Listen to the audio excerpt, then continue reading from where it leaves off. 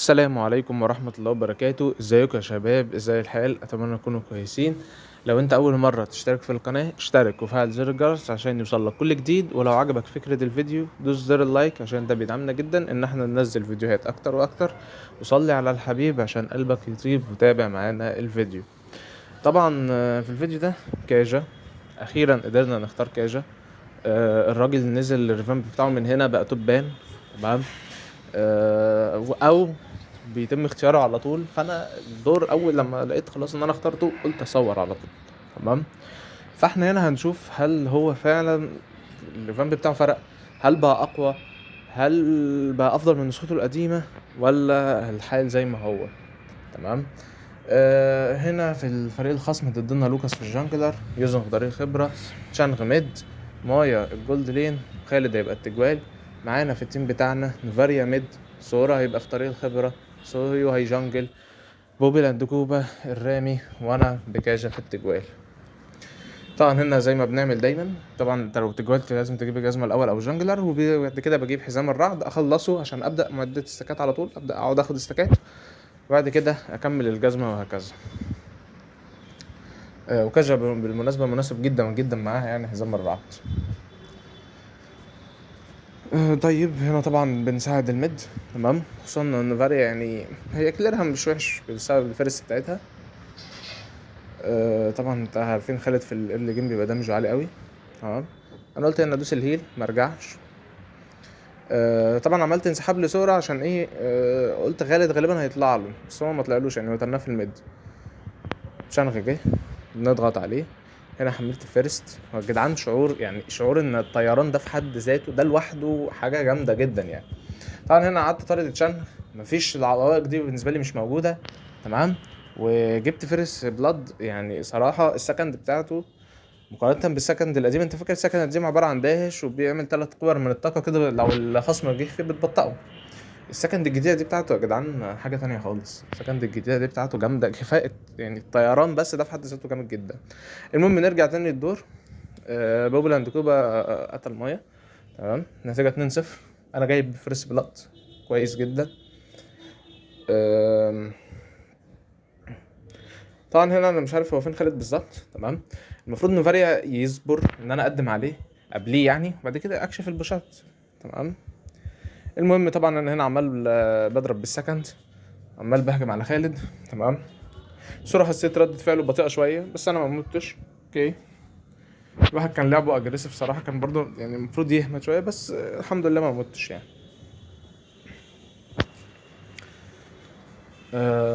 طبعا هنا احنا المفروض نبدأ ايه، نتجمع حوالين الترتل. تمام. انا رايح اشوف هل هم بدأوا ياخدوا ولا لا. هنا صورة بيهاجم. يوسف عامل الالتيميت. بوبلاند كوبا بالمرة قتل مايا، قتلنا تشانغ. هعمله هخلص. قدامي عشر قتلت دقايق يوزن. تمام. 10 دقايق 10 دقايق. صراحة السكند فرقة معاه جدا، هي الفيرست تقريبا نفس الفيرست القديمة تقريبا. تمام. اظن بقى التغيرات مثلا في نسبة الطاقة ونسبة مش عارف الهيلينج وكده، لكن هي السكند هي اللي مختلفة جدا. ميزة ان انت ما يبقاش عندك عوائق وانت بتطير، فدي يعني ميزة جبارة يا جدعان، ميزة جبارة جدا. ان انت تقدر تعدي من العوائق دي ميزة رهيبة يعني. طبعا هنا انا بقول للسورة يرجع. تمام. وهنا قدر يهرب. طبعا انا هنا كنت محتار، انا مش عارف هل الالتيميت بتاعي بيجيب مايه ولا لا، فما عملتوش يعني. انا كنت هنا ممكن اجيب مايه بالالتيميت بتاعي، بس انا قلت ممكن تعمل الالتيميت بتاعها في ايه، فيضيع الالتيميت بتاعي، فانا ما اعرفش. تمام. فانا ما اعرفش وساعتها، بس انا اكتشفت في الدور ان هي بتقدر عادي تهرب من الالتيميت بتاعي. المهم يعني طبعا بقول لبوبا الاندكوبا ينسحب او يستناني، يعني يبقى تحت التور قبل ما انا اجي. هنا سورة قتل يوزو لوحده فعايش يعني. طبعا النتيجة 6-0. النتيجة يعني طبعا ممتازة جدا. تمام. هنا حسيت ان ما يعني مفيش حد حوالين مايا، جبت حزام الرعد. لما لقيت بوبل اند كوبا بيهجم على مايا جامد. تمام. هنا بقى قلت اعمل الالتيميت اشوف هي بتقدر، يعني الالتيميت بيقدر يشدها ولا لا، ولكن هي اول ما عملت الالتيميت هربت منه عادي. تمام. من اللحظه دي عرفت ان هي عادي تقدر تهرب من الالتيميت. طبعا هنا أنا بحاول امنع لوكاس ان هو يجيب بوبلاند كوبا، وبالفعل قدر يهرب بوبلاند كوبا. تمام. هنا طبعا نكلير الويف. تمام. لقيت في فايت، قلت يلا. دخلنا على خالد، ما اعرفش هو خالد ليه يعني دخل بالالتيميت اكتر. تمام. كان يهرب، هو جاب بالصدفة اصلا من ضربة بيزك. تخيل تموت من ضربة بيزك من نوفاريا. المهم انا هنا مت. هنا نوفاريا كان هيموت، ما ماتش. ما رضيتش اقطع الحتة دي لانها 12 ثانية، فقلت يلا. وهنا سورا تمام يعني هجم على تشانغ، لقى ان هي اللي بتاعه قليل، فهجم عليها فقتلها. كان حاجه برضو حركه كويسه. لما طريق يا جدعان، لما طريق خبره والجولد لين يبقوا فايقين للماب، بتبقى الدنيا بيوفر عليك كتير. تمام. بيوفر عليك كتير. المهم طبعا هنا ايه، قلت يلا نعمل الالتيميت كلهم مع بعض. كنت المفروض صراحه اصبر شويه. تمام. انا هنا ما متش. انا اي نعم هو حظ يعني، انا يا دوبك فلت منهم، بس كان المفروض اصبر شويه عقبال لما التيم بتاعي ايه يجمع نفسه. طيب خصوصا اصلا ان انا كنت بجمع يعني جمعتهم والتيم بتاعي كان بيهرب. هنا خالد عمل الالتيميت برضه ضيعه على الارض. تمام. طبعا انا هنا الهيلينج بتاعي قليل، مش هستفاد حاجه غالبا. لو تاخد اي فايت هموت، لازم ارجع. تقيلة على الفاضي.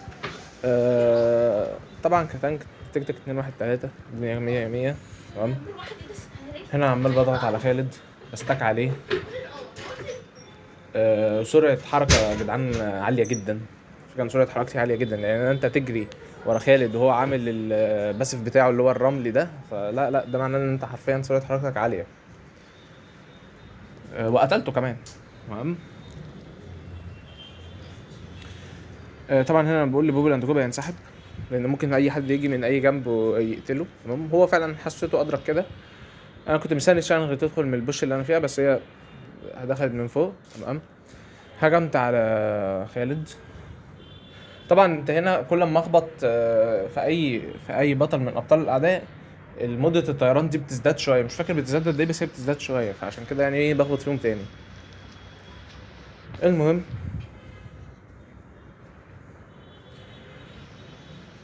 طبعا بندكوبا هنا بيهجم. اوكي. هل انا بستني هل مايا هتيجي ولا لا؟ هي مايا فعلا موجوده. تمام. لكن الراجل تحت التاور، انا عارف ان الالتيميت بتاعي مش هيبقى ليه لازمه. حاولنا نضغط عليه. بولاند كوبا كشفوا بالالتيميت وقتلناه. تمام. انا مش فاهم هنا مكان مايا، يعني لو انا كنت مكان مايا كنت هسيب التاور، بس كده كده خلاص ما في تيمي مش معايا، فهموت والتاور هيقع. تمام يعني كده كده التاور هيقع. المهم نرجع تاني للدور.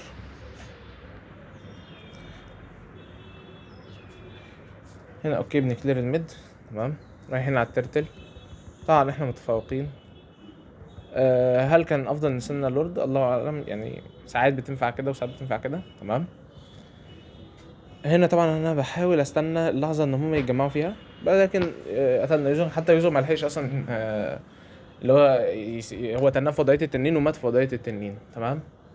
وده غلطه يعني، لو انت بيزهم في وضعيه التنين ولاقي نفسك بتدمج عالي قوي، اهرب. اهرب، ما تقعدش تلف حوالين تيم الاعداء يعني. نصيحه كده على الماشي. المهم طبعا انا هنا عارف ان خالد هيهجم، فبس كنت مستنيه استك عليه، لان كل ستاك بتزود الدمج، بتزود المتانه، بتخليك اقوى، تستحمل اكتر في الليج جيم. فان انت تجمع الاستكات دي مهمه، ولكن مش لدرجه ان انت تنتحر او تاثر في التيم فايت يعني. تمام. طبعا هنا انا قلت كلهم متجمعين ففرصه، وكمان الت نوفاريا. تمام. كانت تجميعه جامده جدا. الالت يا جدعان، الت كاجا بقى اسطوري يعني. الت كاجا كان زمان بيمسك واحد، الواحد ده ما يقدرش يعمل اي حاجه، بس واحد بس، لكن شايف التجميعه تجميعه جامده جدا. صراحه التيميت رهيب. هنا احلق بالسكند جدعان، شعور يعني. انا بس مجرد شعور رائع، شعور رائع ان انت تتحرك بالسكند. يعني انا هنا كنت مبسوط، كنت عمال بس بجرب ان انا اقعد اطير بالسكند. جامده جدا يا جدعان. كاجا كاجا الايام اللي جايه دي هيبهدل الدنيا. هيبقى توب، هو اصلا بقى توب بان خلاص. فالعبوا بكاجا، العبوا بكاجا قبل ما ياخد نيرف. انا بقول لكم اهو من دلوقتي هو هياخد نيرف، وش هياخد نيرف، فالعبوا بيه قبل ما ياخد نيرف. صراحه الراجل جامد جدا يعني. تمام، خصوصا السكند بتاعته حتى بالنسبه لي احلى من الالتيميت. طبعا هنا الدنيا تمام. 3-1-9. اصلا هم النتيجه 18-2 مسيطرين تماما. وتجميعات كاجا تمام كالتيميت. يعني انا استغليت حرفيا التيميت نوفاريا. انا قلت التيميت نوفاريا بيزود المساحه تمام. فانا استغليته. انا جبت اصلا مايا بس مايا هرب، يعني انا كنت هجيب 4 جبت أنا مش 3 قلت في 10 الأرض. خلاص ماتوا خلاص مش حتى 5 دقايق. هنا بوبلاند كوبا قتل مايا فردي.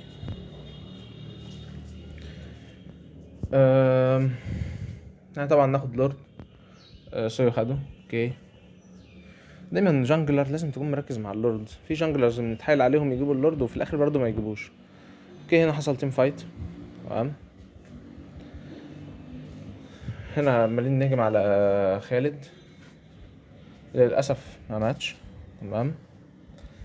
طبعا انا هنا عشان بس ضربت اديت البيزك اتاك للوكاس فالتاور بدا يهجم عليا. ميزه الفيرست طبعا ان انت بتهيل في وسط التيم فايت، فحاجه جامده يعني. طبعا هنا قلت الاتنين موجودين يلا تعالوا بالالتيميت، بما ان في نوفاريا وفي سويو. فعلا سويو هجم عليهم تمام ومعدة الاستكات قدر يجيبهم الاثنين. لوكاس هنا انا ما اعرفش هو وقف ليه تاني عشان يهجم على سويو، كان المفروض يحاول يهرب يعني. المهم التيميت كاجا طبعا ككل افضل من التيميت القديم بالنسبه لي تمام لحد دلوقتي يعني.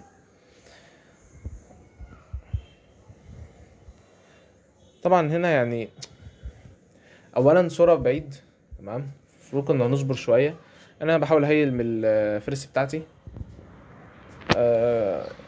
جابوا سويو تمام. انا قلت هنا نهرب، ما اعرفش صورة دخل لوحده يعني. احنا كلنا كنا في الفايت، راح هو دخل لوحده. جابت شانك اوكي، بس انت اكيد هتموت يعني تمام. وفعلا نوفاريا ماتت تمام، وصورة حصلها. دلوقتي بقيت انا وبوبلاند دي تقريبا اول مره في الدور 3 مننا يموتوا مع بعض يعني.